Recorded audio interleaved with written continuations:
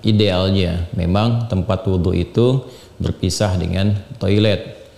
Mengapa? Karena di dalam tempat wudhu itu kita juga menyertakan berbagai macam kalimat-kalimat thayyibah yang mengiringi proses wudhu, baik sebelum ataupun setelah wudhu itu dilangsungkan. Bukankah kita saat berwudhu kan mengucapkan Bismillahirrahmanirrahim, kan? Sebagai mula kita mengerjakan segala kebaikan dengan dasar yang Nabi sabdakan, kullu amrin tibalin la yubda'u fihi bismillahirrahmanirrahim fahuwa abtar. Dan itu juga sebagai ekspresi ungkapan gambaran atas niat yang kita tujukan dari wudhu itu, kita arahkan untuk mendapatkan ridha Allah Subhanahu wa ta'ala. Kemudian juga di akhir wudhu kita juga kan berdoa, dengan mengucapkan syahadatain, syahadu an la ilaha illallah, syahadu anna muhammadar rasulullah. Kemudian kita mengatakan Allahumma ja'alni minat tawwabin wa ja'alni minal mutatahhirin. Kalau kita mau kemudian tambahkan juga dengan doa wa ja'alni min ibadikas salihin. Nah, sedangkan kalimat-kalimat thayyibah yang berupa permohonan-permohonan doa dalam kebaikan ataupun menyebut asma-asma yang mulia, nah itu kan umumnya tidak diutarakan saat kita berada di dalam toilet, karena toilet punya sifat tertentu. Sifatnya hanya untuk menyalurkan atau membuang hadas, baik yang sifatnya kecil ataupun juga besar, dengan cara-cara tertentu yang boleh jadi juga melahirkan najis. Sedangkan wudhu itu tidak seketika juga menyatu dengan menghilangkan najis, bisa jadi hanya hadasnya saja, belum tentu ada najisnya, kan?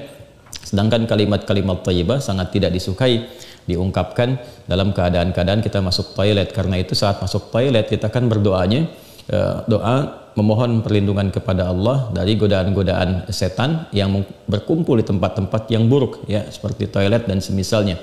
Allahumma inni a'udzubika minal khubuthi wal khaba'ith. Nah, kemudian ketika kita keluar, kita kan beristighfar tuh, ghufranak, ghufranak, mohon ampunanmu ya Allah. Nah, ada yang mendetilkan itu, kenapa kita minta ampunan ketika keluar? Karena kita menahan diri dari pengungkapan kalimat thayyibah yang biasanya kita ucapkan di setiap tempat, istighfar, sholawat dan sebagainya. Nah, ketika itu terputus saat masuk toilet, seakan-akan ada sifat tawadhu, kita memohon ampunan karena nggak mampu mengungkapkan, karena itu tempat yang tidak pantas, diungkapkan itu di tempat yang tidak sesuai. Maka ketika keluar kita mengatakan ghufranak kalau ada hal-hal yang tidak tepat di dalam dan tidak mampu mengerjakan hal yang biasa kita kerjakan. Itu adab saja, takdib di dalamnya. Nah, karena alasan inilah akan lebih bagus kalau tempat wudhu itu bisa terpisah sendiri dengan toilet, sehingga nanti kesempurnaan hal-hal yang mengiringi bisa dilakukan.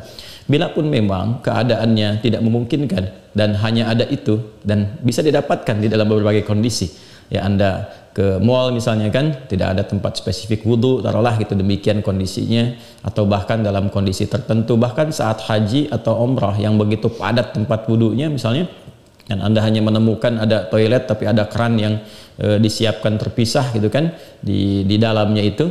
Nah, ini kondisi-kondisi demikian masih memungkinkan. Jadi kalau ada kondisinya sifatnya tidak terpisah keadaan tempat wudhunya, maka tidak ada masalah ketika Anda berwudhu dalam keadaan juga menyatu tempatnya dengan toilet, karena kaidah juga mengatakan ad-daruratu tubihul mahdharat. Kondisi-kondisi yang mendesak itu, kondisi-kondisi yang tidak biasa itu membolehkan, bahkan yang terlarang pun asalnya diperkenankan. Nah, ini kan sifatnya tidak terlarang, hanya tidak disukai, makruh sifatnya, nggak ada nas haram di dalamnya, tapi sifatnya tidak disukai. Tidak disukainya itu karena kita tidak bisa mengungkapkan hal-hal baik yang mungkin kita bisa lakukan saat kita berwudu. Jadi kita berdoa harus keluar dulu setelah selesai wudu, baru kemudian kita bisa berdoa. Ataupun Bismillahirrahmanirrahim hanya kita bisa ungkapkan dalam hati, nggak bisa kita lafadzkan, Doa-doa pun kita iringkan di dalam hati. Nah, itu hal-hal yang menjadikan kita kemudian tidak maksimal. Pun demikian juga ada satu kondisi lain, itu kan tempat berkumpulnya setan di tempat-tempat yang kurang bagus itu, sehingga godaan-godaan saat berwudu dan sebagainya, nah itu kadang-kadang lebih banyak. Nah, ini tentunya juga di satu sisi tidak berlaku juga kondisi ini saat misalnya kalau mandi besar, kadang-kadang kan juga tempatnya menyatu juga dengan toilet, kan mandi besar juga berlangsung wudu di dalamnya, Nah, ini kita harus fleksibel juga dalam kondisi-kondisi demikian. Jadi ini yang mau saya katakan, tidak berhukum haram, itu bisa dilakukan. Kalau tempatnya kita misalnya memungkinkan untuk berpisah, bagus ada dipisahkan. Tapi kalau menyatu pun tidak ada masalah, tidak ada masalah sepanjang dalam keadaan-keadaan darurat tertentu dan tidak berhukum haram.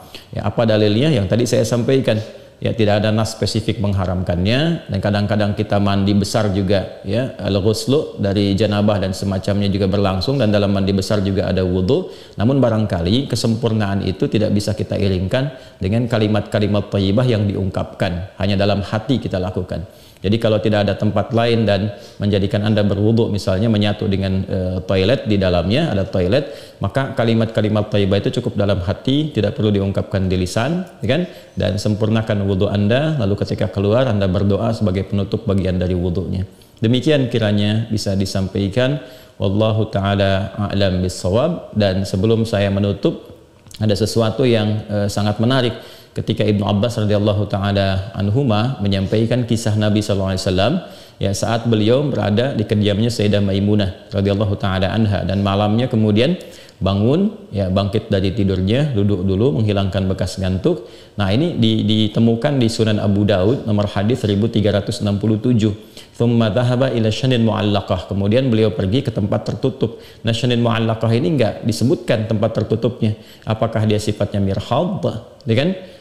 Apakah tempatnya toilet yang menyatu, kamar mandi, ataukah dia tempat wudhu, kan, midha, ataukah dia tempat wudhu. Nah, ini yang tidak disebutkan, keadaannya tempat tertutup saja. Ini memberikan kesan bahwa bisa jadi kalau itu yang dimaksudkan adalah tempat yang tertutup, itu toilet dan semacamnya, jelas, ya, dilakukan dalam bentuk tertutup sehingga tidak tampak aurat dan sebagainya, itu fikih yang lain. Tapi kaitan dengan wudhu juga itu cukup menarik juga.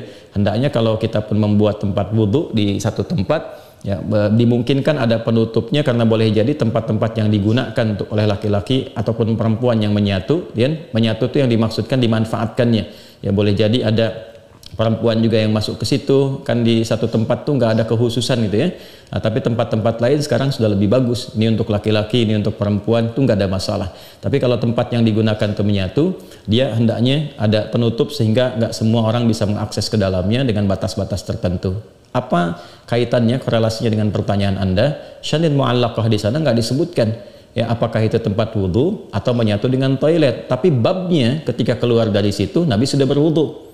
Ya, sedangkan keterangan-keterangan tentang seputar wudhu Nabi dan bangkit di malam hari itu disertakan juga dengan janabat. Artinya apa? Di kondisi-kondisi tertentu kan mandi, ya kan? Dalam mandi itu kemudian ada proses wudhu dan sebagainya. Ini menunjukkan kesan bahwa dalam mandi itu kan ada, selain hadas juga ada sifat-sifat lain yang dibersihkan, ya kan? Bisa jadi juga yang mengandung najis seperti buang air kecil, ya, dan sebagainya kan menyertai dalam mandi itu. Nah, ini memberikan kesan bahwa tidak ada hukum spesifik haram untuk mengerjakan wudhu di dalamnya, karena ada proses yang tadi saya sebutkan. Tapi lebih disukai kalau hanya untuk wudhu semata, tidak disertai dengan mandi yang lainnya, kalau ada tempat yang terpisah sehingga bisa menyempurnakan bacaan-bacaan yang dimaksudkan. Demikian Mas Wildan, ya, semoga bisa dipahami dengan baik. Allah Ta'ala alam bis